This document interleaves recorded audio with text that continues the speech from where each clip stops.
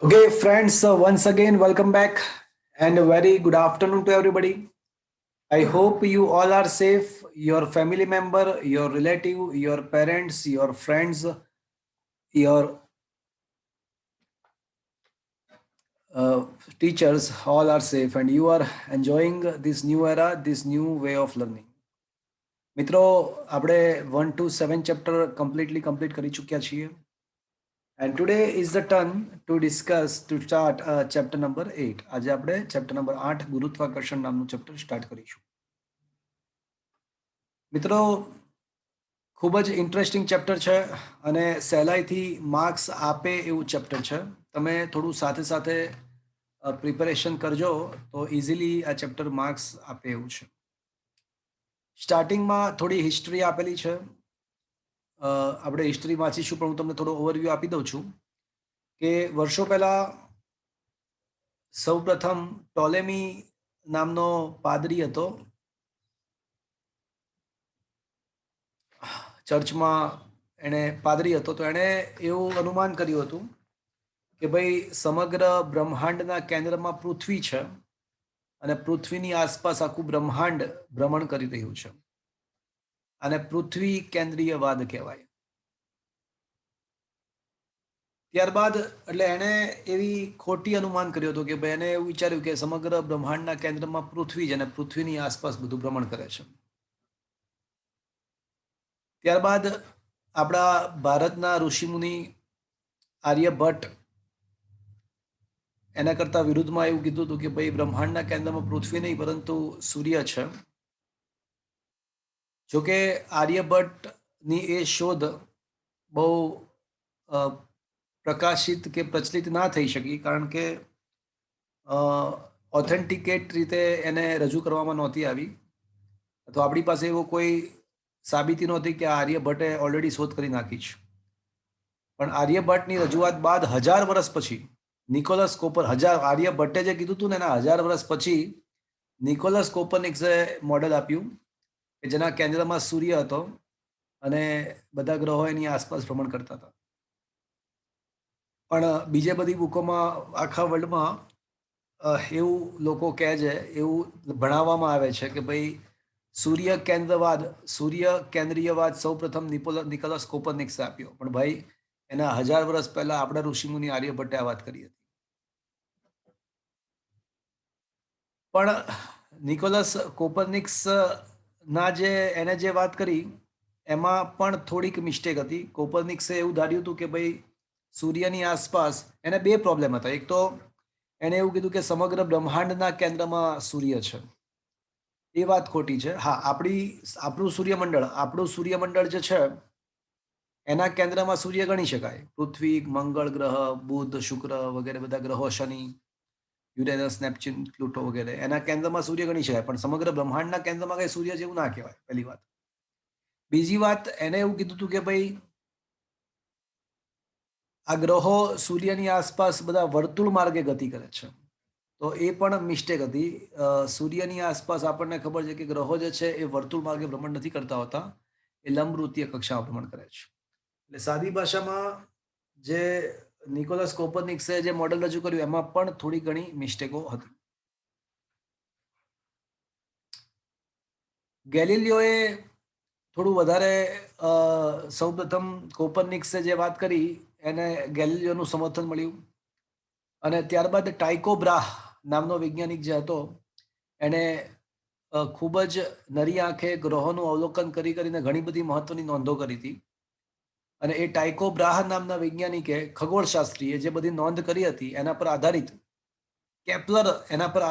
Kepler નામના વૈજ્ઞાનિકે ખગોળશાસ્ત્રીએ 3 નિયમો આપ્યા. તો મિત્રો, ટાઇકો બ્રાહ એ જે અવલોકનો કર્યા હતા એને જે નોંધો લખી હતી એ બધાનો અભ્યાસ કરી અને કેપ્લરે ગ્રહોની ગતિ માટે, સૂર્યની આસપાસ ગ્રહોની ગતિ માટે 3 નિયમો આપ્યા. જે પ્રમાણે ગતિશાસ્ત્ર, આપણે જે ગતિશાસ્ત્ર ભણ્યા ભૂતકાળમાં, એ ગતિશાસ્ત્ર સમગ્રતયા ન્યૂટનના ગતિના 3 નિયમો પર આધારિત છે. સમગ્ર ગતિશાસ્ત્ર ન્યૂટનના ગતિના 3 નિયમો પર આધારિત છે. એ જ પ્રમાણે ગ્રહોની ગતિ માટે આ કેપ્લરના 3 નિયમો ખૂબ જ મહત્વના છે. તો ગ્રહોની ગતિ માટે ના કેપ્લરના 3 નિયમો હવે આપણે ભણીશું. એક્ઝામમાં પૂછવા માટે નથી આ 3 નિયમો, પણ તમારી સમજ માટે ખૂબ જ મહત્વના છે. ક્વેશ્ચન ઇઝ ધેટ કે સાહેબ આ ચેપ્ટરનું નામ ગુરુત્વાકર્ષણ છે, તો ગુરુત્વાકર્ષણની અંદર આ બધું ગ્રહોની ગતિ કેમ આવી ગઈ? પણ મિત્રો, સૂર્યની આસપાસ પૃથ્વી અને પૃથ્વીની આસપાસ ચંદ્રનું જે ભ્રમણ થાય છે એના માટે કયું બળ જવાબદાર છે મિત્રો? ગુરુત્વાકર્ષણ બળ જ જવાબદાર છે. એટલે એ ગુરુત્વાકર્ષણ બળ જ જવાબદાર છે. એટલે સૌપ્રથમ આ ચેપ્ટરની અંદર આ ગ્રહોની વાત લખી છે અને પછી ધીમે ધીમે ધીમે ગુરુત્વાકર્ષી ક્ષેત્ર કોને કહેવાય, ગુરુત્વાકર્ષી બળ કોને કારણે ઉત્પન્ન થાય, ધીમે ધીમે બધી વાતો આપણે કરીશું. ગુરુત્વ પ્રવેગ કઈ રીતે ઉત્પન્ન થાય એની બધી વાતો કરીશું. તો સ્ટાર્ટિંગમાં આખી હિસ્ટ્રી આપી છે અને કેપ્લરે 3 નિયમો જે આપ્યા જે ગ્રહોની ગતિ માટે ખૂબ જ મહત્વના છે. જે પ્રમાણે મેં તમને વાત કરી કે ગતિશાસ્ત્રમાં જે પ્રમાણે ન્યૂટનના 3 નિયમોનું મહત્વ છે એવું જ મહત્વ ગ્રહોની ગતિ માટે કેપ્લરના 3 નિયમોનું છે. તો આ કેપ્લરના 3 નિયમોના જે વિધાન છે એ વિધાન તમે યાદ રાખજો.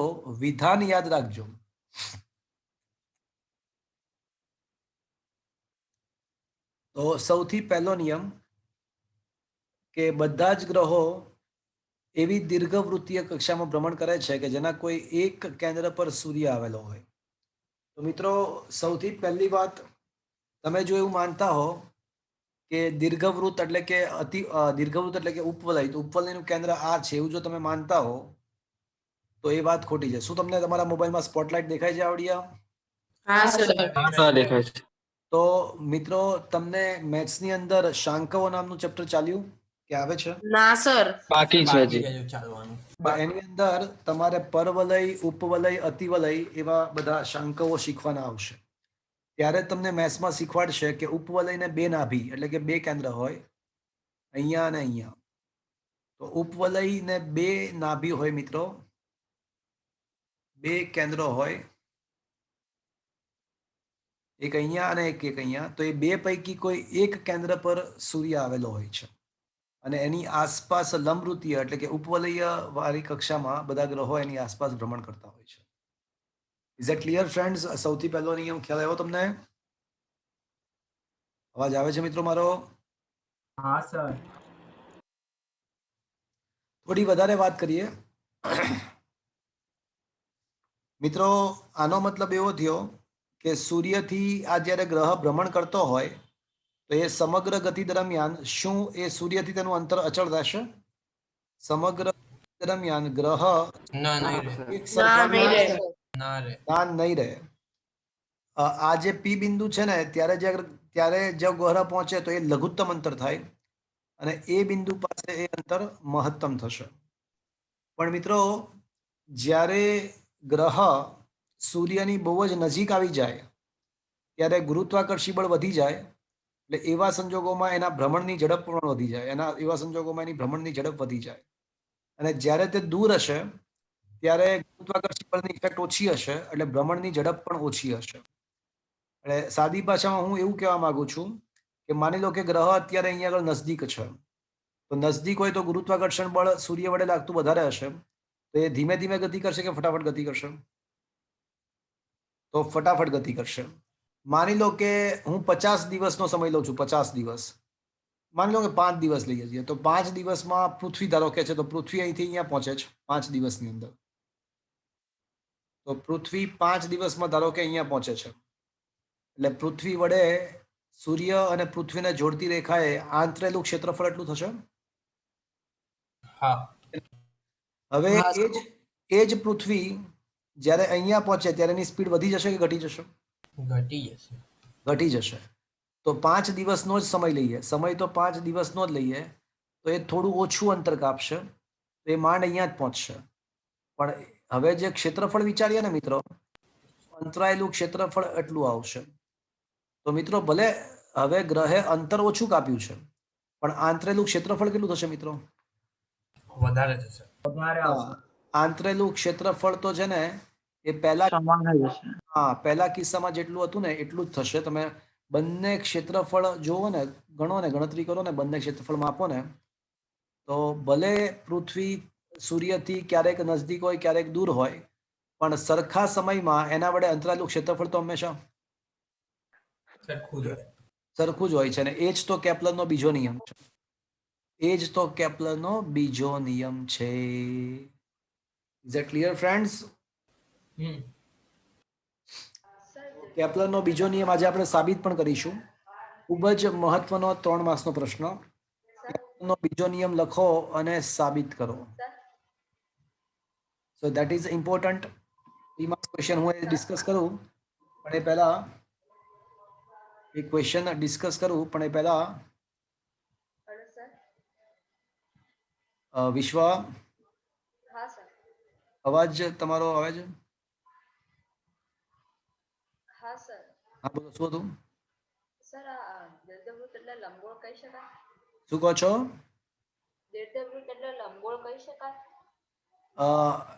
લંબવૃત્ત તમે કહી શકો છો, લંબગોળ કહી શકો છો, લંબવૃત્ત કહી શકો છો, લંબગોળ કહી શકો છો, પણ એનું વધારે સચોટ નામ ઉપવલય છે.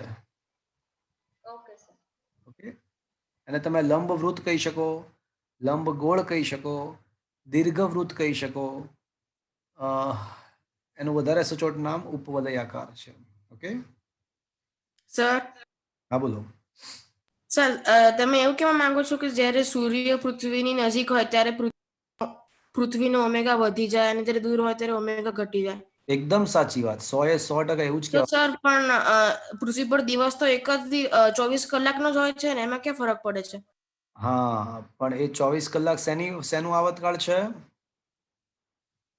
હા, એ તો પોતાની ધરી પરનો આવતકાળ છે ને. હા, એ તો પોતાની ધરી પરનો આવતકાળ છે. તો ધરી ભ્રમણમાં તો કોઈ ફરક પડવાનો જ નથી. ધરી ભ્રમણને ગુરુત્વાકર્ષણ સાથે કોઈ લેવા દેવા નથી. ઓકે, 365 દિવસ છે આ. Okay okay sir. તો મિત્રો, આજે તમને દેખાય છે P થી A નું અંતર, આને દીર્ઘ અક્ષ કહેવાય, આને ઉપવલય માર્ગની દીર્ઘ અક્ષ કહેવાય. અને આ B થી C તમને દેખાય છે, એને લઘુ અક્ષ કહેવાય. દીર્ઘ અક્ષની લંબાઈ 2a લઈએ અને લઘુ અક્ષની લંબાઈ જનરલી 2b લેવામાં આવે છે. જોઈ શકો છો, દીર્ઘ અક્ષની લંબાઈ 2a અને લઘુ અક્ષની લંબાઈ 2b લેવામાં આવે છે. તો મિત્રો તમે વિચાર કરો કે આ P થી A નું અંતર 2a છે. તો બિંદુ O થી A નું અંતર કેટલું થાય? બિંદુ O થી આપણે A નું અંતર વિચારીએ તો એને એ કેટલું હશે? એકલું એ. અને આને શું નામ આપવું જોઈએ? આને શું નામ આપવું જોઈએ? આ દીર્ઘ અક્ષ છે આવડો P થી A, તો આને શું કહેવું જોઈએ? અર્ધ દીર્ઘ અર્ધ દીર્ઘ અર્ધ અક્ષ. દીર્ઘ અક્ષ. અર્ધ દીર્ઘ અક્ષ. તો મિત્રો, કેપ્લરનો ત્રીજો નિયમ એવો છે કે કોઈ પણ ગ્રહ ના પરિભ્રમણનો આવર્તકાળનો વર્ગ સૂર્યની આસપાસ કોઈ ગ્રહના પરિભ્રમણનો આવર્તકાળનો વર્ગ તેની અર્ધ દીર્ઘ અક્ષના ઘનના સમપ્રમાણમાં હોય છે. આની સાબિત નથી સ્વીકારવાનું છે. એટલે પહેલો નિયમ અને ત્રીજો નિયમ સાબિતી વગર સ્વીકારીશું આપણે. બીજો નિયમ સાબિત કરીશું. પહેલો નિયમ અને ત્રીજો નિયમ સાબિતી વગર સ્વીકારીશું. બીજો નિયમ સાબિત કરીશું. તો હવે હું એકવાર ફટાફટ કેપ્લરના 3 નિયમો બોલી જાઉં છું. તમારે એ 3 નિયમના વિધાન યાદ રાખવાના છે. બીજા નિયમની સાબિતીનો ક્વેશ્ચન પણ 3 માસમાં તૈયાર કરવાનો છે. તો સૌથી પહેલો નિયમને કક્ષાનો નિયમ કહેવાય, કારણ કે કક્ષા કેવી હોય એ દર્શાવે છે. તો સૌથી પહેલો નિયમ એવો છે કે પૃથ્વી સહિત બધા જ ગ્રહ સૂર્યની આસપાસ જેના કોઈ એક કેન્દ્ર પર સૂર્ય હોય તેવી લંબવૃત્તીય કક્ષામાં ભ્રમણ કરે છે. તો પૃથ્વી સહિત બધા જ ગ્રહ સૂર્યની આસપાસ જેના કોઈ એક કેન્દ્ર પર સૂર્ય હોય તેવી લંબવૃત્તીય કક્ષામાં, દીર્ઘવૃત્તીય કક્ષામાં ગતિ કરે છે. આ સૌથી પહેલો નિયમ થયો. બીજો નિયમ, સૂર્ય અને ગ્રહને જોડતી રેખાએ આપેલા સમયમાં આંતરેલું ક્ષેત્રફળ હંમેશા સરખા સમયમાં આંતરૈલું ક્ષેત્રફળ હંમેશા અને કાપેલા અંતર નહીં, ફરીથી સૂર્ય અને ગ્રહને જોડતી રેખાએ સરખા સમયગાળામાં આંતરેલા ક્ષેત્રફળો હંમેશા સમાન હોય છે. સમાન હોય છે. તો આને બીજી રીતે એવું પણ કહી શકાય કે એકમ સમયમાં અંતરાયેલું ક્ષેત્રફળ હંમેશા અચળ રહે છે. એકમ સમયમાં અંતરાયેલું ક્ષેત્રફળ હંમેશા અચળ રહે છે એવું પણ કહી શકાય. મિત્રો, સરખા સમયમાં સરખું અંતર કાપે તો વેગ અચળ એવું કહેવાય ને. એકમ સમયમાં કપાતું વેગ અચળ. સરખા સમયમાં સરખું અંતર કપાતું હોય તો વેગ અર્થાત એકમ સમયનું અંતર અચળ. એ જ પ્રમાણે સરખા સમયમાં અંતરાયેલું ક્ષેત્રફળ સમાન હોય તો એકમ સમયમાં અંતરાયેલું ક્ષેત્રફળ અચળ ગણી શકાય. Is that clear? ક્લિયર. કેપ્લરનો બીજો નિયમ થયો. અને ત્રીજો નિયમ શું આવશે કે ભાઈ સૂર્યના આસપાસ ગ્રહના લંબવૃત્તીય માર્ગનો કક્ષીય આવતકાળનો વર્ગ લંબવૃત્તીય કક્ષાના આવતકાળનો વર્ગ તેના અર્ધ દીર્ઘ અક્ષના ઘનના સમપ્રમાણમાં હોય છે. આ ત્રીજો નિયમ થયો. Is that clear friends? હા સર. મિત્રો, તમારે ઉપવલય દોરવું હોય ને તો તમે એક કામ કરજો. તમે છે ને ઉપવલય તમારે દોરવું હોય તો સિમ્પલ એક પૂઠું લેજો. ઉપવલય દોરવા માટે જો એક આખી રીત આપી છે કે એક પૂઠું લો. પૂઠા ઉપર છે ને બે જગ્યાએ ખીલી ઠોકી દો. પછી એક દોરી બાંધી લો. દોરીની લંબાઈ આ F1 અને F2, જો આ એક પૂઠું લઈ અને કોઈ પણ બે બિંદુ પાસે તમે ખીલી ઠોકી દો અને બંને ખીલીઓ સાથે દોરી બાંધી દો. પણ દોરીની લંબાઈ છે ને આ F1 અને F2 વચ્ચેના અંતર કરતાં થોડી મોટી લેવાની. હવે તમારે શું કરવાનું કે એક પેન્સિલ વચ્ચે દોરીના વચ્ચે ભરાઈ દેવાની અને પછી ગોળ ગોળ ફેરવી દેવાની, એટલે ઓટોમેટિકલી તમારું ઉપવલય બની જશે. Is that clear? હા સર. બનાવજો, ઘરે ટ્રાય કરજો, ઉપવલય તમે દોરી શકશો. તો એ F1 ને F2 શું બની જશે? તમે જ્યારે ખીલી ઠોકી જાય ઓટોમેટિકલી એ ઉપવલયના શું બની જશે? બે નાભી અથવા બે કેન્દ્ર બની જશે. તો આ ઉપવલય કઈ રીતે દોરાય ખબર પડી મિત્રો? હા સર.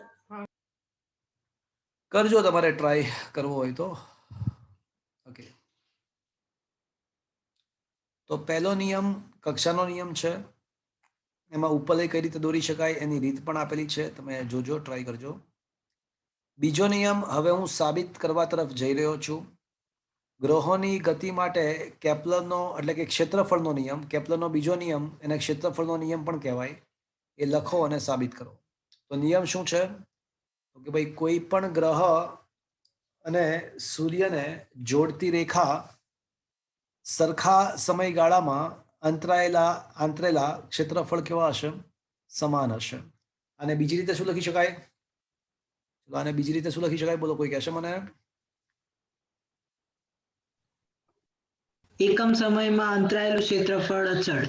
હા, પરફેક્ટ. તમારે લખવું હોય તો લખી નાખો સામેની સાઈડ. તમારી પાસે નોટ્સ હોય તો સામેની સાઈડ લખી નાખો કે સૂર્ય અને ગ્રહને હું લખું છું. તમારે સાથે સાથે લખવું હોય તો લખી નાખો. સૂર્ય અને ગ્રહને જોડતી રેખાએ એકમ સમયમાં આંતરેલું ક્ષેત્રફળ. એકમ સમયમાં આંતરેલું ક્ષેત્રફળ છે ને એને ક્ષેત્રીય વેગ કહેવાય. એકમ સમયમાં થતા સ્થાનાંતરને વેગ કહેવાય. તો એકમ સમયમાં અંતરાયેલા ક્ષેત્રફળને શું કહેવાય મિત્રો? નવી ભૌતિક રાશિ પિક્ચરમાં આવી. શું કહેવાય એને? ક્ષેત્રીય વેગ કહેવાય. હંમેશા કેવો હશે?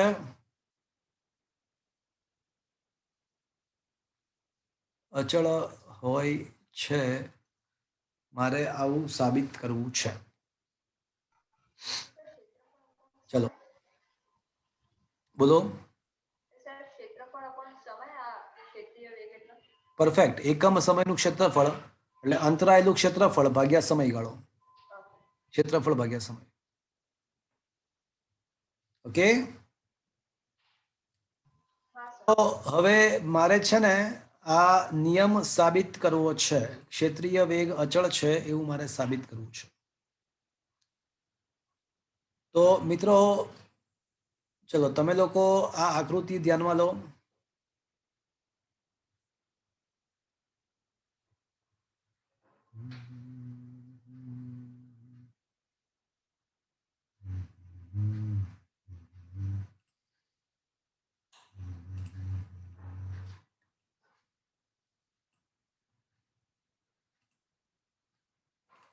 ઓકે,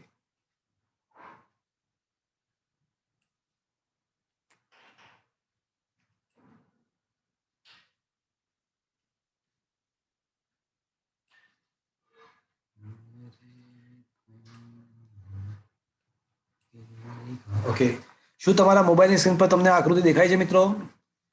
હા સર. હા સર. ઓકે, આપણો ટાર્ગેટ શું છે મિત્રો? એવું સાબિત કરવું છે કે ક્ષેત્રીય વેગ કેવો હોય? અચળ.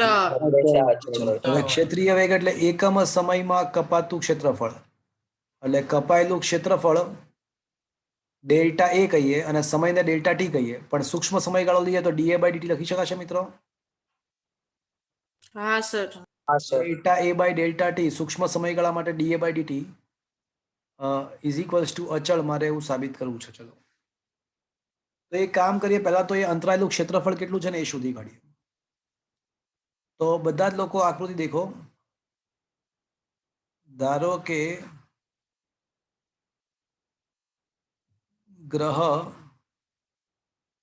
ડેલ્ટા ટી સમયગાળામાં પી થી પી ડેશ પર પહોંચે છે. ચલો આકૃતિ દેખાય તમને? ત્યાં બિંદુ પી દેખાયું તમને? દેખાયું મિત્રો? હા સર. હા સર. તો મેં એવું ધાર્યું કે આપણો જે ગ્રહ છે આપણે ધ્યાનમાં લીધેલો એ ડેલ્ટા ટી સમયગાળામાં પી થી પી ડેશ પર પહોંચે છે.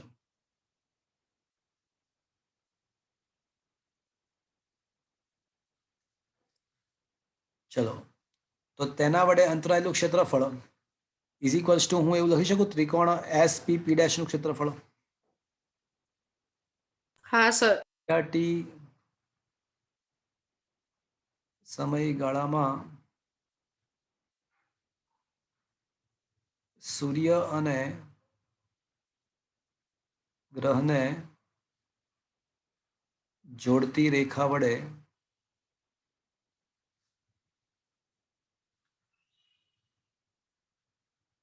અંતરાયેલું ક્ષેત્રફળ ડેલ્ટા એ કહીએ તો ડેલ્ટા ઇઝ ઇક્વલ્સ ટુ કેના છે ત્રિકોણ એસ પી પી ડેશ નું ક્ષેત્રફળ. હા સર. શું આવું લખાશે મિત્રો? હા લખી શકાય. ઓકે મિત્રો, આ એસ થી પી ને જોડતો જે સદિશ છે એને હું અત્યારે ગ્રહનો સ્થાન સદિશ કહી શકું મિત્રો? એસ થી પી ને જોડતો સદિશ એ ગ્રહનો સ્થાન સદિશ ગણી શકાય?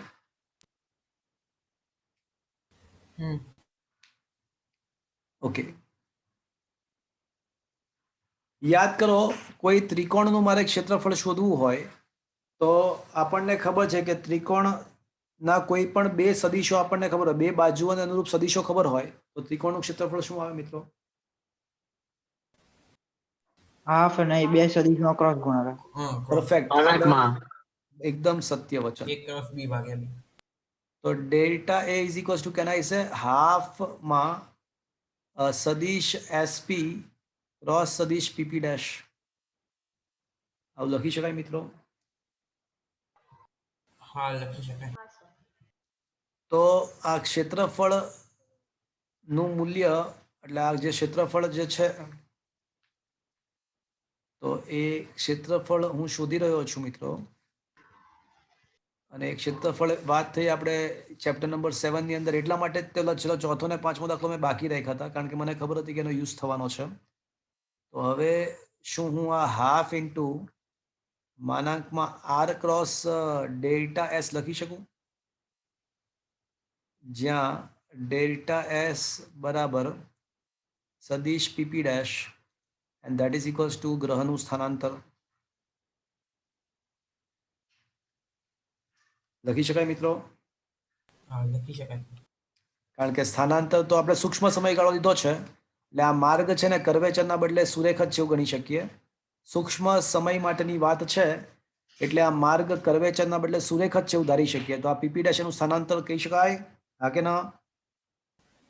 હા is that clear friends? Sir આમ તો એ ચાપ બને ને, પણ હું તમને શું સૂક્ષ્મ કીધું? છે એટલે. સૂક્ષ્મ સમયગાળો ધાર્યો છે આપણે પહેલેથી જ. ઓકે, હા ઓકે. તો પછી એ ચાપના બદલે સ્થાનાંતર થઈ જશે. Is that clear? હા ક્લિયર. Yes sir. એટલે હવે આ delta A upon delta T is equals to half માનાંકમાં R cross delta S upon delta T લખી શકાય મિત્રો? બંને બાજુ સમય વડે ભાગ્યું. ચાલશે મિત્રો? હા હા.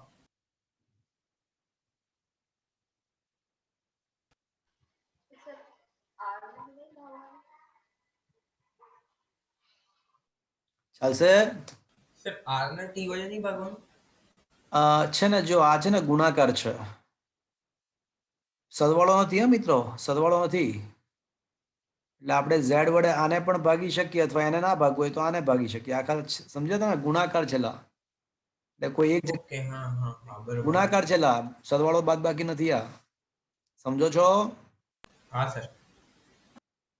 ચાલશે અહીંયા સુધી પહોંચતા? હા બરોબર. પણ delta S upon delta T તો શું થાય મિત્રો? Delta V. એટલે આપણે એક કામ કરીએ, સમયગાળો અહીં ડેલ્ટા ટી ટેન્ડ્સ ટુ 0 લીધેલ હોવાથી લેફ્ટ હેન્ડ સાઈડ હું શું લખી શકીશ મિત્રો? D upon DT. અને રાઈટ સાઈડ થઈ જશે હાફ ઇન્ટુ આર ક્રોસ વી લખી. ચલો એક સ્ટેપ વધારો, ડીએસ અપોન ડીટી. પણ ડીએસ અપોન ડીટી તો શું થાય? સ્થાનાંતરનું સમયની સાપેક્ષે વિકલન તો શું થાય? વેગ આપે. વેગ આપે. તો ડીએ બાય ડીટી બરાબર હાફ ઇન્ટુ આર ક્રોસ વી લખી શકું મિત્રો? હા સર. ચલો, તો પછી મિત્રો આ ડીએ અપોન ડીટી હું છે ને એમ વડે ગુણું છું અને એમ વડે ભાગું છું. એમ વડે ગુણ્યું અને એમ વડે ભાગ્યું. ગુણાકાર છે ને હું એમ વી કરું છું. વળી પાછું કહું છું મિત્રો, ગુણાકારમાં જ છે આ પદ, એટલે એવું નથી કે આરને પણ ગુણવું પડે અને વીને પણ ગુણવું પડે. અંશમાં કોઈ પણ જગ્યાએ એમ લખો તો ચાલે, છેદમાં પણ એમ લખો, ચાલશે મિત્રો? હા સર. હા સર. પણ એમ ઇન્ટુ વી તો શું થાય મિત્રો? પી. પી વેગમાં. તો આ તો આર ક્રોસ પી થશે મિત્રો. અને મને કહો કે આર ક્રોસ પી તો શું થાય? કોણીય કોણીય વેગમાન L. વેગમાન L. કોણીય વેગમાન એલ થઈ જશે. હા કે ના મિત્રો? હા. Is that clear? હા. તો આ મને સૂત્ર મળી ગયું. આ મને સૂત્ર મળ્યું. કોનું સૂત્ર મળ્યું? ગ્રહના ક્ષેત્રીય વેગનું સૂત્ર મળી ગયું. પણ મારે સાબિત શું કરવું છે? નો ડાઉટ આ ગ્રહના ક્ષેત્રીય વેગનું સૂત્ર તો મને મળી ગયું, પણ મારો ટાર્ગેટ શું છે? કે આ ક્ષેત્રીય વેગ કેવો હોય એવું સાબિત કરવું છે? અચળ હોય એવું સાબિત કરવું છે. મિત્રો હવે હું જે બોલું છું એ ધ્યાનથી સાંભળજો. હવે જે હું બોલું છું અને જે લખું છું એ સમજજો, વિચારજો. ગ્રહ પર સૂર્ય વડે લાગતા ગુરુત્વાકર્ષી બળ ની કાર્યરેખા. તો મિત્રો આ જે ગ્રહ પર જે સૂર્ય વડે ગુરુત્વાકર્ષી બળ લાગશે કઈ દિશામાં લાગશે? આ ગ્રહ પર સૂર્ય વડે જે ગુરુત્વાકર્ષી બળ લાગશે કઈ દિશામાં લાગશે? સૂર્ય તરફની દિશામાં લાગશે. ગુરુત્વાકર્ષી બળ હોય હંમેશા. હા કે ના? હા સર. હા, ઓકે. તો ગ્રહ પર સૂર્ય વડે જે ગુરુત્વાકર્ષી બળ લાગશે એ ગુરુત્વાકર્ષી બળ સૂર્ય તરફ લાગશે એટલે એની કાર્યરેખા ક્યાંથી પસાર થશે મિત્રો? તો એની કાર્યરેખા ક્યાંથી પસાર થશે? R માંથી? ની કાર્યરેખા શું એવું લખી શકું સૂર્યમાંથી પસાર થશે? હા, સૂર્યમાંથી.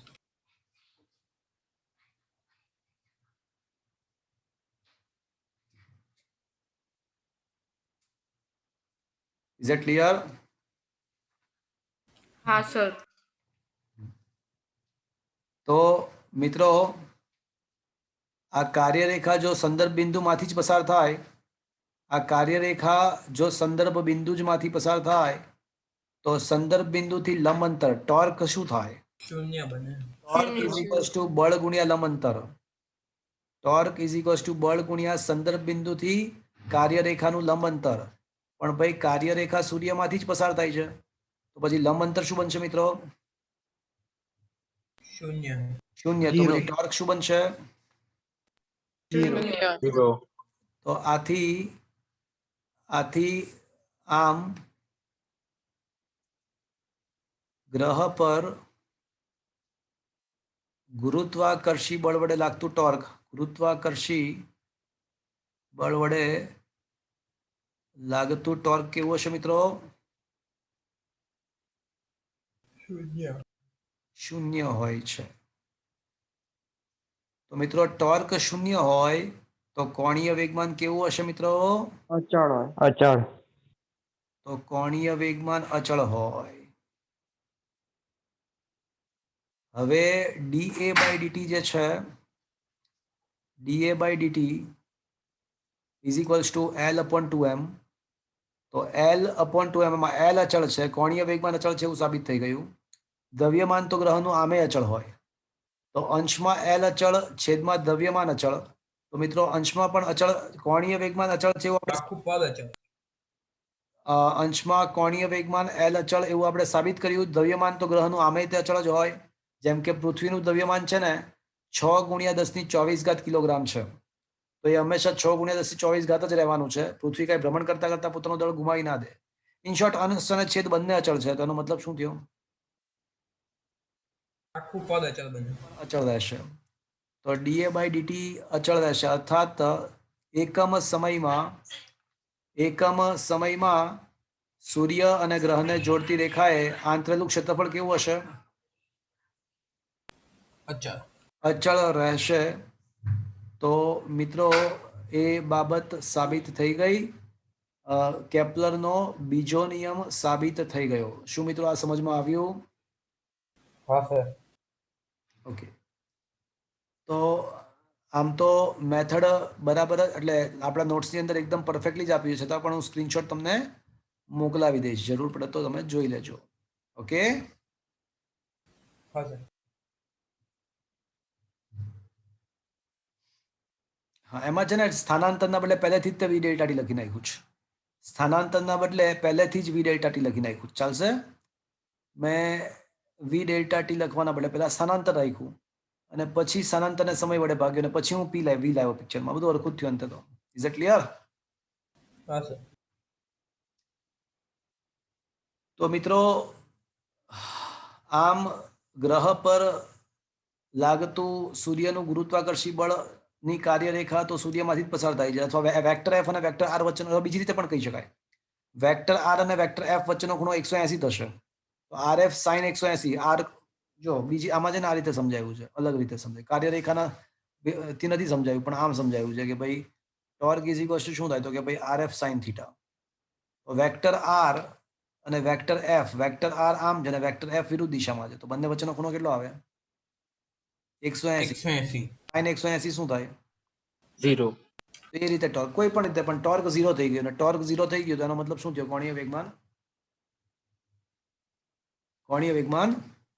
અચળ સાબિત થઈ ગયું.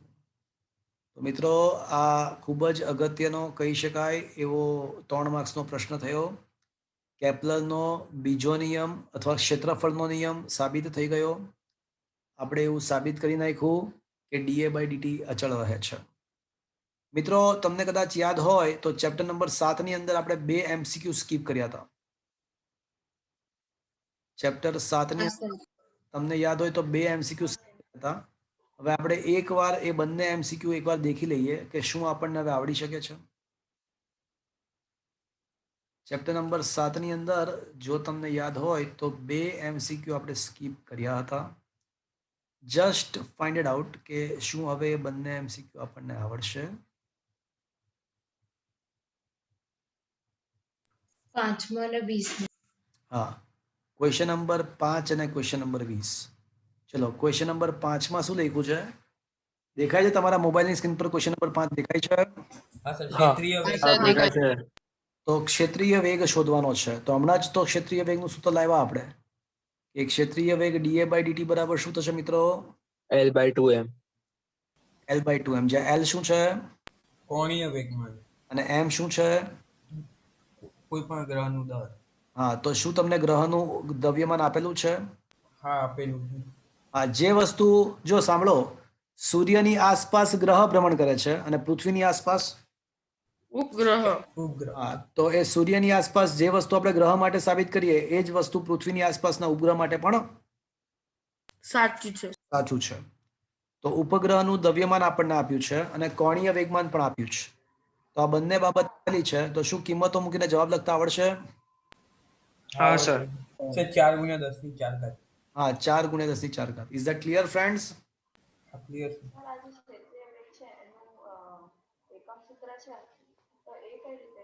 તો પણ તમે જ બોલ્યા હતા ને હમણાં. તમે શું બોલ્યા હતા બોલો મને કહો. હમણાં તમે બોલ્યા હતા.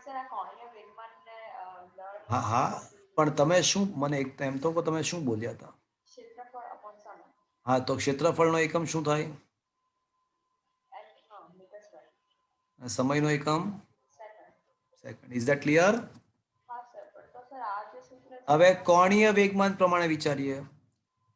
તો કોણીય વેગમાન જૂલ ઇન્ટુ સેકન્ડ. કોણીય વેગમાનનો એકમ જૂલ ઇન્ટુ સેકન્ડ. એ ખ્યાલ છે ક્યાંથી આવ્યો? આર ક્રોસ પી કરશો તો આવી જશે. આર ક્રોસ પી કરશો તો આ થઈ જશે. અને ભાગ્યા આ છેદમાં એમ એટલે દ્રવ્યમાન એટલે ભાગ્યા કેજી થશે. હા, ચાલો હવે જૂલની જગ્યાએ શું લખી શકાય? કેજી મીટર સ્ક્વેર પર સેકન્ડ સ્ક્વેર લખી શકાય. Into second upon KG. KG KG cancel, 1 second cancel, તો શું બાકી રહ્યું? ઓકે, એ તો થઈ જ જાય. એ તો 100% થઈ જાય. એમાં કઈ પૂછવાની જરૂરત નથી. ઓકે, એ તમે થોડું કરો ને તો થઈ જ જાય 100%. ઓકે, ચલો.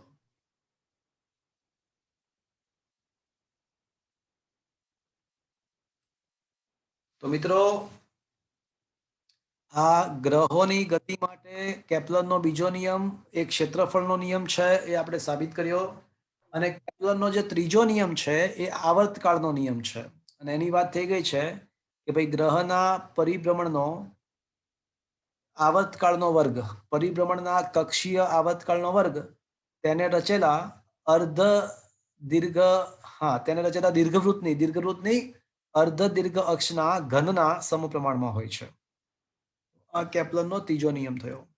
એટલે આમાં તમને 2 માર્ક્સમાં એવું પૂછી શકે કે માત્ર કેપ્લરના 3 નિયમો જણાવો. માત્ર નિયમો 3 જણાવો, માત્ર વિધાન જણાવો, એવો 2 માર્ક્સમાં ક્વેશ્ચન પૂછાઈ શકે. અથવા 3 માર્ક્સમાં કેપ્લરના બીજા નિયમની સાબિતી, ક્ષેત્રફળનો નિયમ લખો અને સાબિત કરો, અથવા ક્ષેત્રીય વેગનું સૂત્ર તારવી અને નિયમ જણાવો, એવું બધું પૂછાઈ શકે. Is that clear friends? હા સર. ઓકે, ચલો હવે ગ્રહોની ગતિ. હા બોલો. સર, અગર બાહ્ય બળ આપીએ તો ક્ષેત્રીય વેગ બદલી શકાય ને? જો સૂર્યની આસપાસ પૃથ્વી ભ્રમણ કરે છે તો એ પૃથ્વી ઉપર માત્ર અને માત્ર એક જ બળ લાગે છે. આપણી તો તાકાત નથી કે આપણે પૃથ્વીની બહાર જઈને બળ લગાડી શકીએ પૃથ્વી પર. હાલના તબક્કે પૃથ્વી પર એક જ બળ લાગે છે. અને કયું બળ? તો કે ભાઈ સૂર્યનું ગુરુત્વાકર્ષી બળ. અને એ ગુરુત્વાકર્ષી બળની કાર્યરેખા તો સૂર્યમાંથી જ પસાર થાય છે. તો પછી એવા સંજોગોમાં ટોર્ક 0 જ બને, કારણ કે RF sin થીટામાં થીટા 180 બન્યો, અથવા બળ ગુણ્યા લંબ અંતરમાં લંબ અંતર 0 બન્યું, ટોર્ક 0, તો કોણીય વેગમાં અચળ.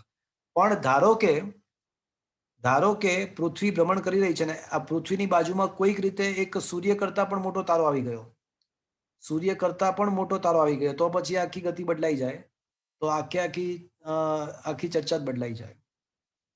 તો એનું કોણીય વેગમાં અચળ ના રહે, અને આપણો જે પૃથ્વી છે એ જે ગ્રહ બાજુમાં આવ્યો હોય, જે બીજો તારો કોઈ બીજો સૂર્ય બાજુમાં આવી જાય તો એ તરફ નમન અનુભવે, તો આખી બધી ચર્ચાઓ વિખાઈ જાય. Is it clear? Yes sir. ચલો ક્વેશ્ચન નંબર 4 2 માર્ક્સમાં પૂછાઈ શકે. ક્વેશ્ચન નંબર 4 જે આ ચેપ્ટરનો મેઇન ક્વેશ્ચન છે, જેના ઉપર આખું ચેપ્ટર રચાયેલું છે. ન્યૂટનના ગુરુત્વાકર્ષણનો સાર્વત્રિક નિયમ લખો અને તેને અદિશ સ્વરૂપે, માત્ર ગાણિતિક સ્વરૂપે, અદિશ સ્વરૂપે રજૂ કરો.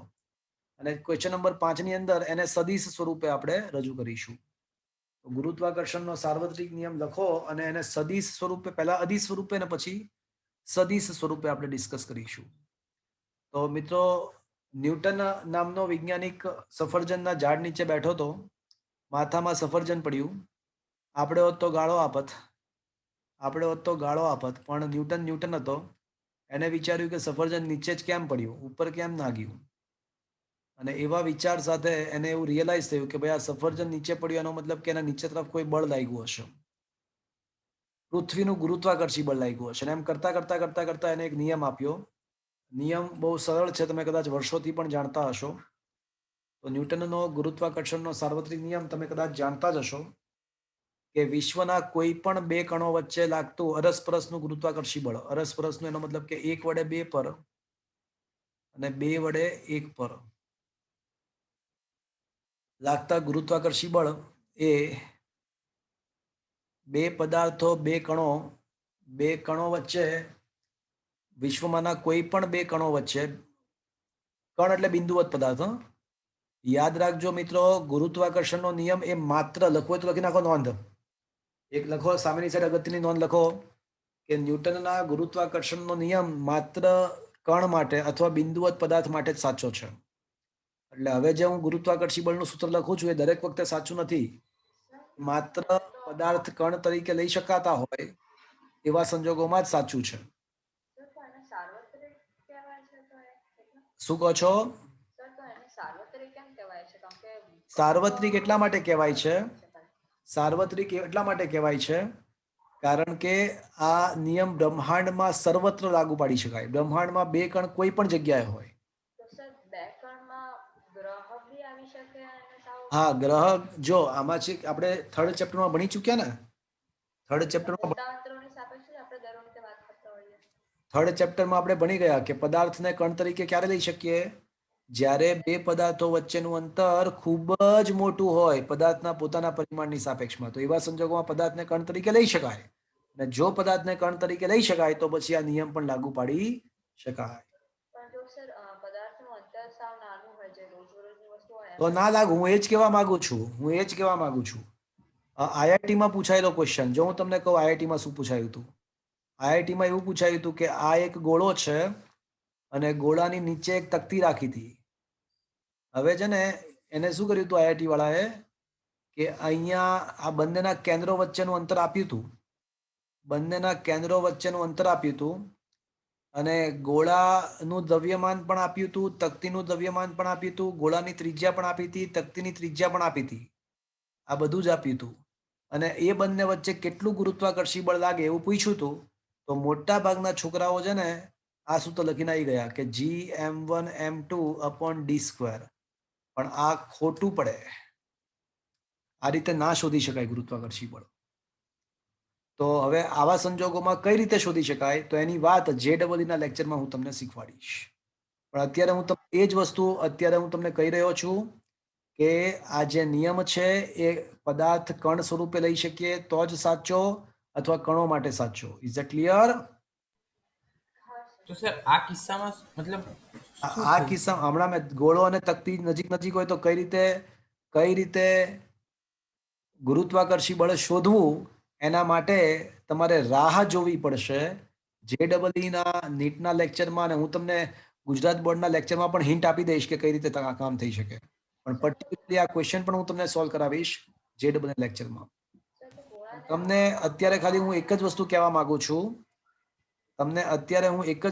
માંગુ છું કે ગુરુત્વાકર્ષણનો જે નિયમ છે એ કણો માટે સાચો અથવા પદાર્થ બિંદુવત કણ તરીકે લઈ શકાય તો જ સાચો, અન્યથા નહીં. ઓકે,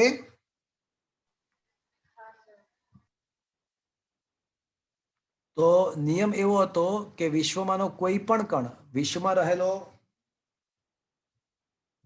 રહેલો કોઈ પણ કણ બીજા કોઈ પણ કણ પર ગુરુત્વાકર્ષી બળ લગાડે છે. બે કણો વચ્ચેનું આ ગુરુત્વાકર્ષી બળ તેમના દ્રવ્યમાનોના ગુણાકારના સમપ્રમાણમાં અને તેમની વચ્ચેના અંતરના વર્ગના વ્યસ્ત પ્રમાણમાં હોય છે. આ હકીકતને ગુરુત્વાકર્ષણનો સાર્વત્રિક નિયમ કહે છે.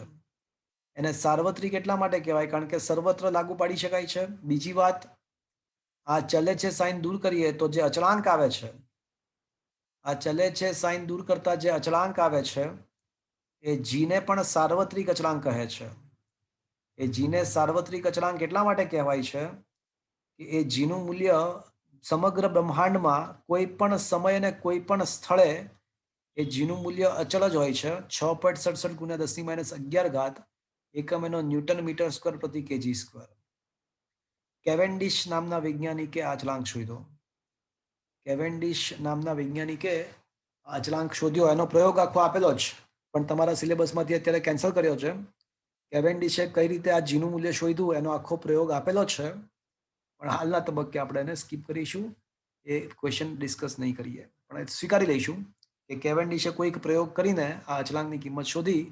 એને સાર્વત્રિક અચળાંક એટલા માટે કહેવાય છે કે બ્રહ્માંડમાં કોઈ પણ સ્થળે અને કોઈ પણ સમયે એનું મૂલ્ય હંમેશા અચળ રહેતું હોય છે. એટલા માટે અચળાંકને સાર્વત્રિક અચળાંક કહે છે. તો મિત્રો, આ ગુરુત્વાકર્ષણનો સાર્વત્રિક નિયમ અદિશ સ્વરૂપે પતી ગયો. જીનો એકમ અને પારીમાણી સૂત્ર તમે બનાવી શકો છો. હવે આ જે બળ છે એ બે પદાર્થો વચ્ચે લાગતું અરસપરસનું બળ છે, એટલે 1 વડે 2 પર જે બળ લાગે એ જ બળ 2 પર 1 વડે લાગે. એટલે આ જે બળ છે એ ન્યૂટનના ત્રીજા નિયમ અનુસાર એકબીજા વચ્ચે ઉદ્ભવતું બળ છે. બંને વડે એકબીજા પર સમાન મૂલ્યનું પરંતુ પરસ્પર વિરુદ્ધ દિશાનું બળ લાગતું હોય. જેમ કે હું તમને સમજાવું, ચલો, અહીંયા પદાર્થ M1 છે, અહીંયા પદાર્થ M2 છે. તો M1 પર જે આકર્ષણ લાગશે એ M2 તરફ લાગશે અને M2 પર જે આકર્ષણ લાગશે એ M1 તરફ લાગશે. એટલે 1 પર 2 વડે લાગતું બળની દિશા અને 2 પર 1 વડે લાગતા બળની દિશા પરસ્પર વિરુદ્ધ દિશામાં હશે. છે. એટલે એવું કહી શકાય કે ન્યૂટનના ગુરુત્વાકર્ષણના નિયમમાં પણ ન્યૂટનના ગુરુત્વાકર્ષણના નિયમમાં પણ ન્યૂટનના ત્રીજા નિયમનું તો ગતિના ત્રીજા નિયમનું તો પાલન થાય જ છે. પાલન થાય જ છે. પણ તમે મિત્રો તમારા પાસે નોટ્સ હોય તો સામેની સાઈડ લખી નાખો કે આ નિયમ માત્ર બિંદુવત પદાર્થ અથવા કણ માટે જ સાચો છે, અથવા પદાર્થને કણ તરીકે લઈ શકીએ તો એવા સંજોગોમાં જ સાચો છે. લખી નાખજો.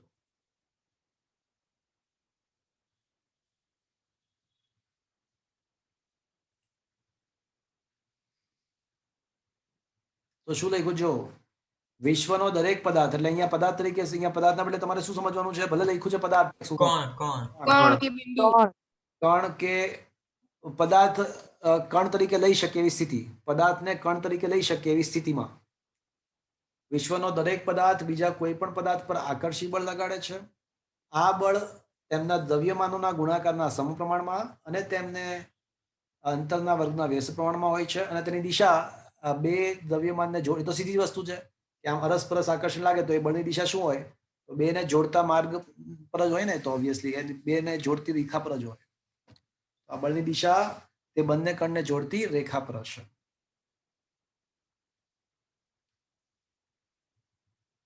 ન્યૂટનના સાર્વત્રિક નિયમને ગાણિતિક રીતે નીચે મુજબ રજૂ કરી શકાય.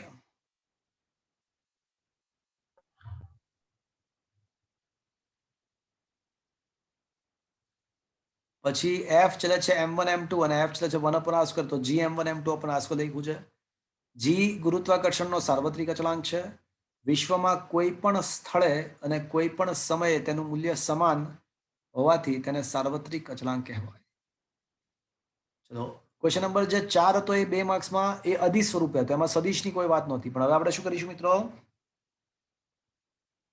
ન્યૂટનના ગુરુત્વાકર્ષણના નિયમને કયા સ્વરૂપે સમજીશું? સદિશ સ્વરૂપે. સદિશ સ્વરૂપે. એટલે 1 પર 2 વડે લાગતું બળ અને 2 પર 1 વડે લાગતું બળ, કણ 1 પર કણ 2 વડે લાગતું બળ અને કણ 2 પર કણ 1 વડે લાગતું બળ ને આપણે સદિશ સ્વરૂપે રજૂ કરીશું.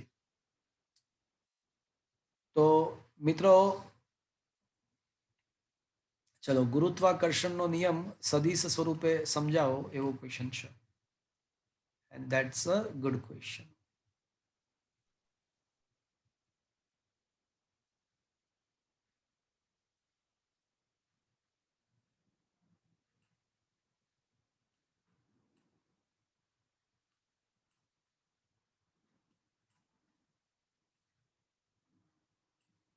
ચલો જુઓ મિત્રો, આકૃતિ મારે છે ને સદિશ સ્વરૂપે સમજાવવું હોય ને તો મારે સદિશો તો લાવવા પડશે ને, તો હું સદિશ સ્વરૂપે સમજાવી શકીશ. હા, અદિશ સ્વરૂપ મને ખબર છે. ગુરુત્વાકર્ષણના નિયમનું, ન્યૂટનના ગુરુત્વાકર્ષણ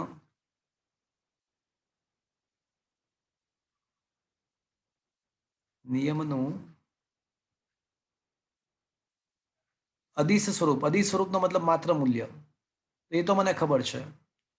F12 is equals to F21 is equals to G M1 M2 upon R square. મૂલ્ય તો ખબર છે, પણ સદિશ સ્વરૂપ મને ક્યારે મળે? જ્યારે હું સદિશ F12 શોધી કાઢું અને જો હું સદિશ F21 શોધી કાઢું, આ બંને વસ્તુ હું સદિશ સ્વરૂપે શોધી કાઢું તો મને કામ થઈ જાય. પણ મિત્રો તમને ખ્યાલ હશે કે કોઈ પણ સદિશ તમારે શોધવો હોય તો નિયમ શું છે? તો યાદ કરો, કોઈ પણ સદિશ એટલે તેનું મૂલ્ય ઇન્ટુ એકમ સદિશ. બીજા સદિશ પરનો પહેલા સદિશનો ઘટક. ના ના ના ના, એ ડોટ ગુણાકાર ક્યાંથી આવી ગયો અહીંયા આગળ? અહીંયા ડોટ ગુણાકાર ક્યાંથી આવ્યો? સદિશ શોધવો હોય તો સદિશનું મૂલ્ય ગુણ્યા એકમ સદિશ. Is that clear? હા સર. એટલે મૂલ્ય તો મને ખબર જ છે, ચાહે F12 હોય કે F21 હોય, મૂલ્ય તો મને ખબર જ છે. જી મામા અપોન આર સ્ક્વેર, મૂલ્ય તો મને ખબર જ છે, જી મામા અપોન આર સ્ક્વેર. પણ એકમ સદિશ જો મને મળી જાય તો આ સદિશ સ્વરૂપ પતી ગયું કહેવાય. શું મિત્રો આ સમજમાં આવ્યું? હા sir. Is it okay up till now? હા. ઓકે, તો હવે જમણી બાજુ એક આકૃતિ દેખો. આકૃતિમાં બિંદુ 1 પર આપણો દ્રવ્યમાન M1 પડ્યો છે, જેનો સ્થાન સદિશ સદિશ R1 છે, અને બિંદુ 2 પર દ્રવ્યમાન M2 છે, જેનો સ્થાન સદિશ સદિશ R2 છે. હવે M1 અને M2 ને એક જોડતો સદિશ, M1 અને M2 ને જોડતો સદિશ હું સદિશ R12 કહું છું. 1 થી 2 તરફનો એક સદિશને હું R12 કહું છું. તો 1 અને 2 ને જોડતા સદિશને R12 નામ આપું છું. ઓકે, હવે મિત્રો મને શાંતિથી વિચારીને જવાબ આપજો કે આ જે M1 છે, M1 આપણું અહીંયા જે કણ છે, એ કઈ તરફ બળ અનુભવશે? M2 તરફ કે M2 ની વિરુદ્ધ દિશામાં? કઈ તરફ અનુભવશે બળ? આપણો જે કણ M1 છે એના પર બળ કઈ તરફ લાગશે?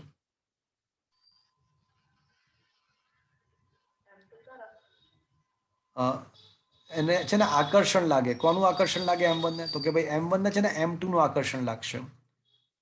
તો M1 પર જે બળ લાગશે એ M2 તરફ લાગશે. તો શું હું આ તીરની દિશામાં F12 લાગે જેવું કહી શકું મિત્રો? એક જે છે ને એ આ ઉપરની તરફ આકર્ષણ અનુભવશે. Is that clear friends? હા સર. ખબર પડી? હા કે ના? ઓકે. અને મિત્રો 2 પર 1 વડે કઈ તરફ બળ લાગશે? નીચે તરફ. પર વડે. હા, પર વડે યાદ રાખવું. તો 2 પર 1 વડે લાગતું બળ, તો 2 ને 1 પોતાના તરફ ખેંચશે. તો F21 ની દિશા થઈ. Yes or no friends? હા સર હા, સદિશ એકથી દ્રવ્યમાન એકથી દ્રવ્યમાન બે તરફનો જે સદિશ છે ને એને મેં R12 નામ આપ્યું છે. તો ત્રિકોણના નિયમ પરથી મને કહો, ત્રિકોણના નિયમ પરથી કે કયા બે સદિશોનો સરવાળો ત્રીજા સદિશ બરાબર છે? R1 અને R12 નો સરવાળો R2 જેટલો છે. Perfect answer. કોણ બોલા? દેવ. દેવ ગીવ ધ રાઈટ આન્સર. છે ને માથું પૂછડું દેખવાનું, માથું અને પૂછડું. ત્રિકોણની રીતને માથા પૂછડાનો નિયમ પણ કહેવાય. તો R1 અને R12 નો સરવાળો R2 બરાબર થાય. તો મિત્રો R12 સદિશ બરાબર શું થશે મિત્રો? R2 minus R1. R1 minus R2. હા, R2 minus R1. R2. Is that clear friends? હા શું આ સમજમાં આવ્યું મિત્રો? હા સર ઓકે.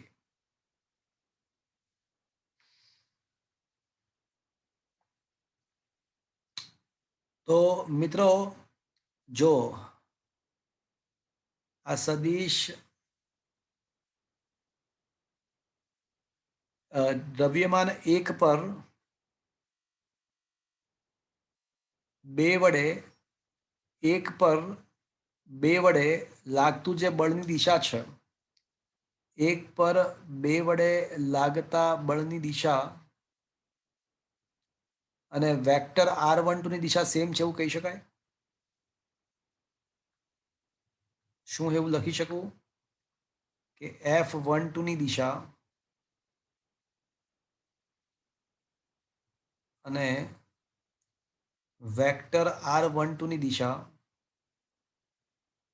સમાન છે એવું કહી શકાય મિત્રો? હા કહી શકાય સર સર અગર આપણે R12 ની દિશા છે ત્યાં ઊંધી રાખી હોય તો એ સાચું ગણાય ને? શું કહો છો? સર આ R12 ની દિશા છે એ તો ઊંધી તમારો અવાજ બરાબર નથી આવતો, તમે માઇક પાસે બોલો ને. R12 ની દિશા છે એ તો ઊંધી બી હોઈ શકે. મેં છે ને એકથી બેને જોડતા સદિશને R12 નામ આપ્યું છે. એકથી બેને જોડતો સદિશ જે છે ને એને R12 મેં નામ આપ્યું છે. તો મેં જે પ્રમાણે નામ આપ્યું છે એ પ્રમાણે હું એવું કહી શકું કે F12 ની દિશા અને R12 ની દિશા સમાન છે એવું કહી શકાય? હા સર, અગર જો સર આપણે ઊંધું નામ આપીએ તો પછી બધાના અલગ નામ આપવા પડે? ના ના, છેલ્લે આ જ આવશે. તમે ઊંધું કહો તો એ છેલ્લે તો આ જ આવે. ચલો તમે કહો છો ને એ પ્રમાણે કરીએ. તમે એવું કહો છો, તમે થોડું અલગ તમે જે કહો છો એ પ્રમાણે કરીએ. ચલો કંઈ વાંધો નહીં. છેલ્લે તો એ જ આવશે. છેલ્લે તો છે ને એ R2 minus R1 જ આવશે. સમજાવું તમને. ચલો, આ R1 છે, આ R2 છે, રાઈટ? હવે તમારી એવી ઈચ્છા છે કે મારે આને R12 કહેવું છે. ચલો, તમારી એવી ઈચ્છા છે કે માને આને R12. ઓકે, તો હવે ધારો કે તમે આને R12 કહી દો તો હવે ત્રિકોણની રીત વાપરો તો શું આવશે? R2 plus R12 is equal to R1. હા બરાબર. હા એ જ આવશે સર ના, એ નહીં આવે. હવે એટલે છેલ્લો જવાબ તો એ જ આવશે. હવે R12 શું આવશે જુઓ તો? R1 minus R2. R1 minus R2. Okay, હવે હોલ્ડ. હવે ઓલો સદિશ F12 કઈ તરફ લાગશે? સદિશ F12 M1 અહીંયા છે, M2 અહીંયા છે. તો M1 પર બળ કઈ તરફ, M2 વડે બળ કઈ તરફ લાગશે? એ તો આકર્ષી બળ જ છે. હા M2 બાજુ. એ તો M2 બાજુ જ લાગશે. હા કે ના? હા કે ના? હા હા સર. તો હવે F12 ની દિશા, F12 દિશા R12 ની વિરુદ્ધ દિશામાં જેવું કહેવાય.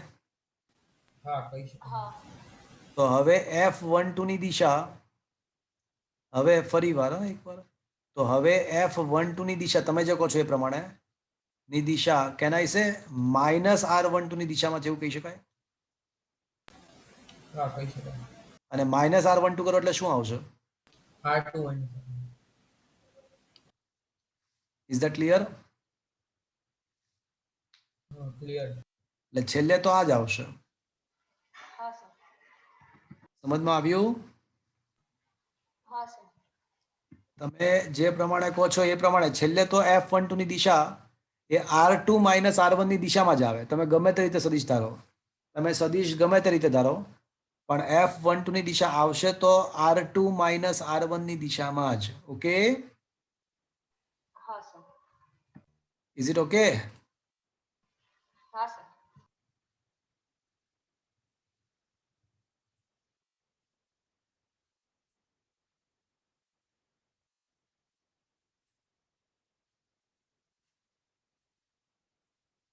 ઓકે, તો વળી પાછા આપણા ટોપિક પર આવી જઈએ. આપણે જે કરતા હતા એ કે ભાઈ F12 ની દિશા એ R12 ની દિશામાં અર્થાત R2 માઇનસ R1 ની દિશામાં આવશે. ચલો, તો અત્યારે F12 ની દિશાનો એકમ સદિશ, તો F12 ની દિશાનો એકમ સદિશ ઇઝ ઇક્વલ્સ ટુ R12 ની દિશાનો એકમ સદિશ લખી શકાય મિત્રો?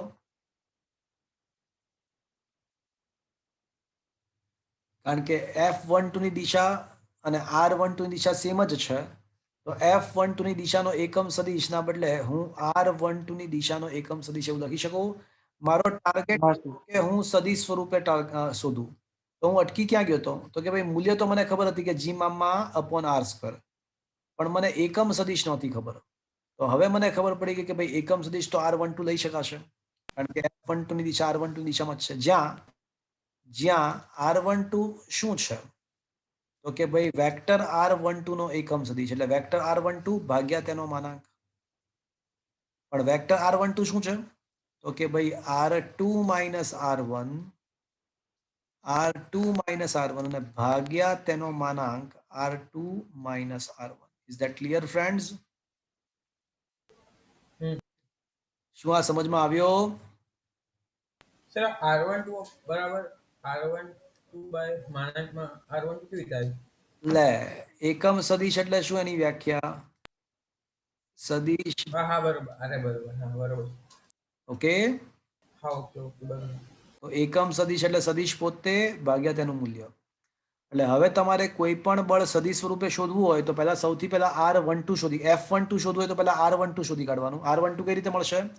તો કે ભાઈ M1 નો સ્થાન સદિશ R1 ખબર હોય, M2 નો સ્થાન સદિશ R2 ખબર હોય, તો પહેલા R2 માઇનસ R1 અને એના માનાંક વડે ભાગી નાખો, તમને R12 નો એકમ સદિશ મળી જાય, અને પછી ઓલો G મામા upon R square into R12 કરી દેવાનું.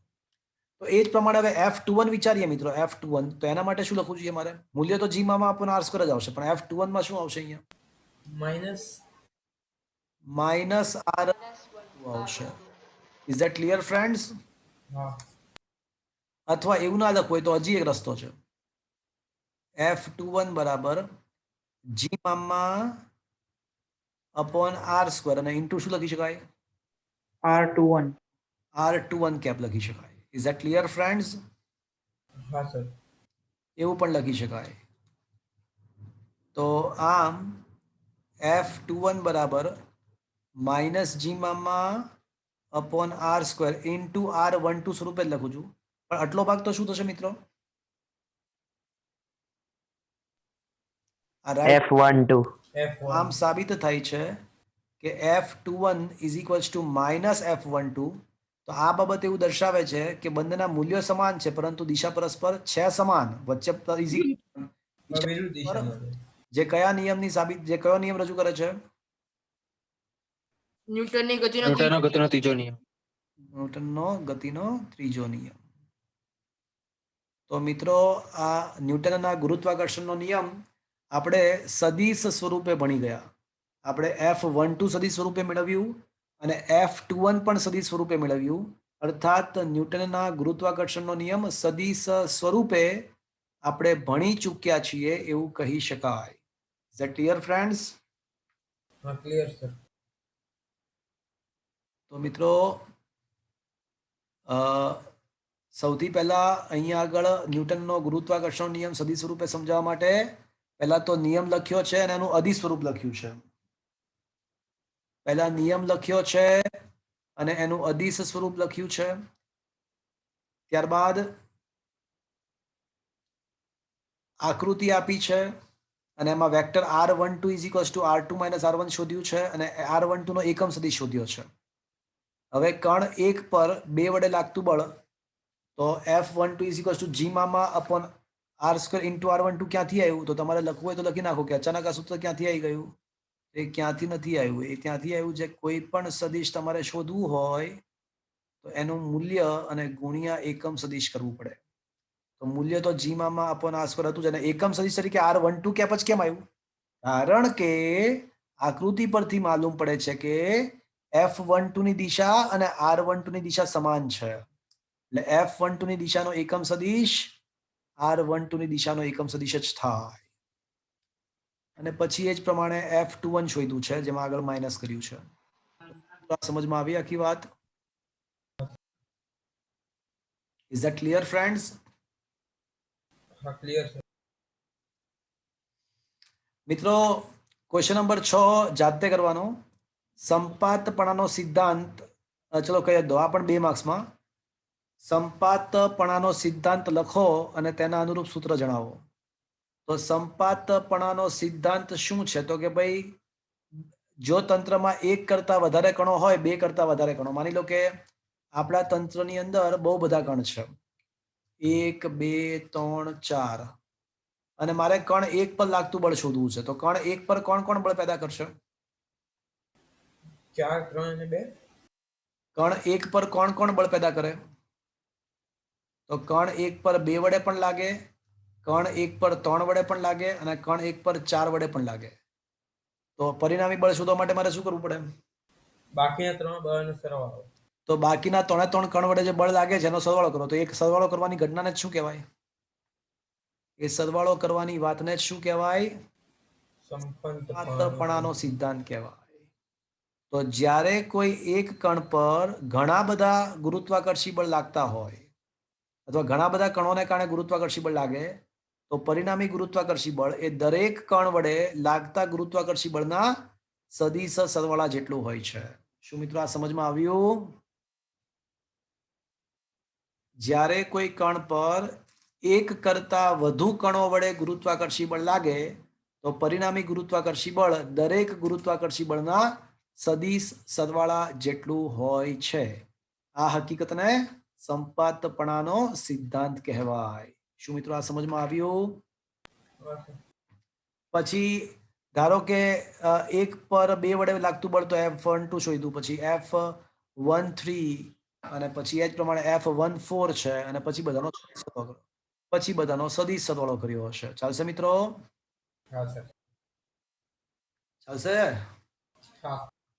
તો આ થઈ ગયું તમારું સંપાતપણાનો સિદ્ધાંત. સર, બોલો. આ નજીકમાં રહેલા પદાર્થો માટે આ જે G(m1 m2 r² સૂત્ર કેમ ના વપરાય? એના માટે શું વાપરવું અને કઈ રીતે વાપરવું તો એના માટે થોડી રાહ જોવી પડશે તમારે. જો બિંદુવત પદાર્થો ના હોય તો શું કરવું જોઈએ એના માટે મેં કીધું ને રાહ જોવી પડશે તમારે. ઓકે, અત્યારે તો ખાલી એટલું જ કહી શકાય કે ન્યૂટને જે નિયમ આપ્યો એ માત્ર કણ માટે સાચો છે. અથવા જ્યારે પદાર્થ કણ તરીકે વર્તી શકે, જેમ કે સૂર્ય અને પૃથ્વી છે બહુ મોટા પદાર્થ પણ તેમની વચ્ચેનું અંતર ખૂબ જ મોટું છે, તો એવા સંજોગોમાં એ બંને પદાર્થને કણ તરીકે લઈ શકીએ. ગુરુત્વાકર્ષીનો સાર્વત્રિક નિયમ ન્યૂટનનો વાપરી શકાય. તો ન્યૂટનનો નિયમની આ મર્યાદા છે. મર્યાદા એ છે કે આ બધા જ કિસ્સાઓમાં સાચું નથી. એ માત્ર કણ સ્વરૂપે પદાર્થ હોય અથવા સૂક્ષ્મ પદાર્થ હોય તો એવા સંજોગોમાં જ સાચું છે. હવે ક્વેશ્ચન એવો થાય કે ભાઈ એવું ના હોય તો આ નિયમ કેમ વપરાતો નથી અને શું કરવું જોઈએ? તો એનો સાચો કન્સેપ્ટ તો સમજવાની વાર છે. હું તમને સમજાવીશ ત્યારે. તમારો પ્રશ્ન અત્યારે એવો છે, તમારા 2 પ્રશ્ન છે અત્યારે. સર, આ તો એક મને બતાવી લો ને પછી પૂછું. હું તમને કહું, સાંભળી લો મારી વાત. અહીંયા તમારા 2 પ્રશ્ન છે. એક તો શા માટે આ ન્યૂટનના નિયમ માત્ર કણ માટે જ લાગુ પાડી શકાય, બીજા પદાર્થો માટે શા માટે ના લાગુ પાડી શકાય? નંબર 1. અને નંબર 2 કે જો પદાર્થો કણ સ્વરૂપે ના હોય તો શું કરવું? તો આ બંનેના આન્સર એક સાથે તમને મળશે, યોગ્ય સમયે મળશે. રાહ જુઓ. ઓકે, પણ આર તો અંતર છે ને, તો અંતર આ છેદ ભાગાકારમાં છે તો અંતર ઓછું તો બળ વધારે નહીં. હા, અંતર ઓછું તો બળ વધે એ વસ્તુ સાચી, પણ સૂત્ર gm1m2/r² લાગુ નહીં પડે. એના માટે શું કરવું, એના માટે રાહ જોવી પડશે. એટલે અત્યારે તો હું એવું કહું કે આજે સૂત્ર આપણે જે લખ્યું ને gm1m2/r², એ સૂત્ર દર વખતે સાચું નથી.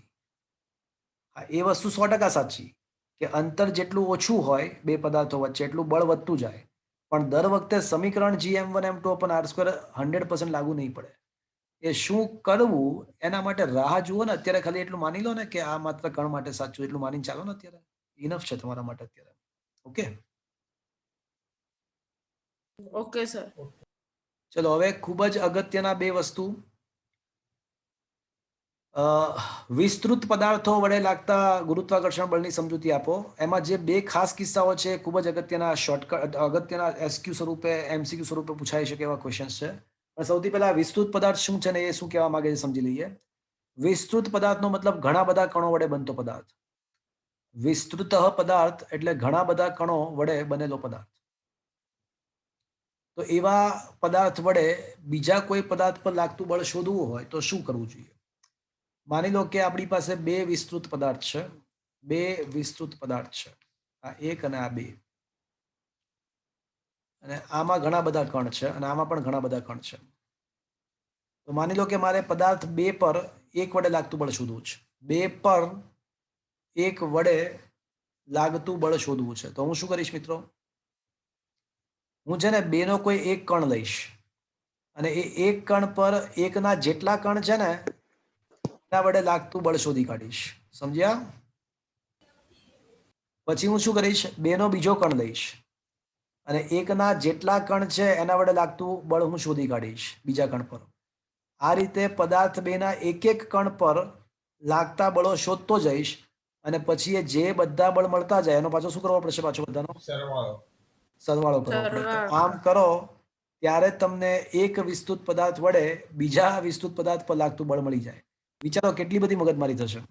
આમાં તો પછી બહુ વાર લાગે ને. હાથી પડશો. હા, તો બહુ વાર લાગે ને. એટલા માટે એનો ન્યૂટન નિચોડ એટલા માટે જ આમાં તો બહુ વાર લાગી જાય, આટાઈ જાય, ખતરનાક ગણતરીઓ થાય. પણ એ ગણતરીઓ ટૂંકાવવા માટે મેથ્સમાં એક રસ્તો છે અને રસ્તો કયો છે? સંકલન, કલન શાસ્ત્ર. Is that clear? હા. તો આ રીતે કલન શાસ્ત્રની મદદથી આ સહેલાઈથી થઈ શકે છે. છેલ્લું વાક્ય સમજમાં આવ્યું મિત્રો? Is that clear? યસ હા સર. સર. તો શું લખ્યું? જો વિસ્તૃત પદાર્થની અંદરનું કોઈ એક કણ આપેલા બિંદુવત દળ પર બળ લગાડે છે. આવા બધા જ બળોના સદિશ સરવાળા કરવાથી આપણને કુલ બળ મળી શકે, પણ આ તો આટાઈ જાય. એટલે એના માટે કલન શાસ્ત્રનો યુઝ કરી શકીએ. Is that clear friends?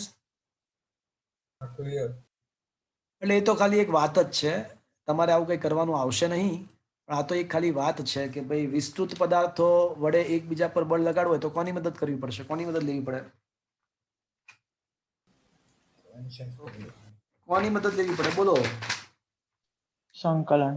સંકલન વિકલનની મદદ લેવી, કલન શાસ્ત્રની મદદ લેવી પડે. એટલે એનું કંઈ કામ નથી. પણ જે નોંધ છે ને એ ખૂબ જ મહત્વની છે. સૌથી પહેલી નોંધ, એક નિયમિત ઘનતા ધરાવતા પોલી ગોળાકાર કવચ અને તેની બહાર રહેલા બિંદુવત દળ વચ્ચેનું ગુરુત્વાકર્ષી બળ સમગ્ર કવચનું દ્રવ્યમાન તેના કેન્દ્ર પર હોય તેવું માની અને ગણી શકીએ. નિયમ નંબર 1 સાબિતી વગર સ્વીકારવાના છે. કલન શાસ્ત્ર પરથી સાબિત થઈ શકે છે. કલન શાસ્ત્ર પરથી સાબિત થઈ શકે છે, પણ આપણે સ્વીકારીશું. શું સ્વીકારીશું? સ્વીકારવાનું એ છે કે માની લો કે તમારી પાસે ગોળાકાર કવચ છે અને ગોળાકાર કવચની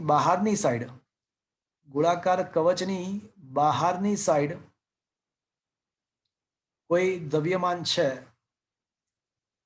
તો બહારની સાઈડ કોઈ દ્રવ્યમાન હોય ને, આ કવચનું દ્રવ્યમાન ધારી લો કે કેપિટલ M છે, બહાર કોઈ કણનું દ્રવ્યમાન સ્મોલ m છે, અને આવા સંજોગોમાં કવચનું સઘળું દ્રવ્યમાન તેના કેન્દ્ર પર જ છે એવું માની શકીએ આપણે. કવચનું સઘળું દ્રવ્યમાન તેના કેન્દ્ર પર જ છે એવું માની શકીએ. અને ધારો કે કેન્દ્રથી અંતર આ કેન્દ્રથી અંતર આ સ્મોલ m નું d છે, તો આપણે એવું માનીને ચાલી શકીએ કે હવે જે સૂત્ર છે કયું લાગુ પડશે? g capital M small m upon d square એવું લગાડી શકાય.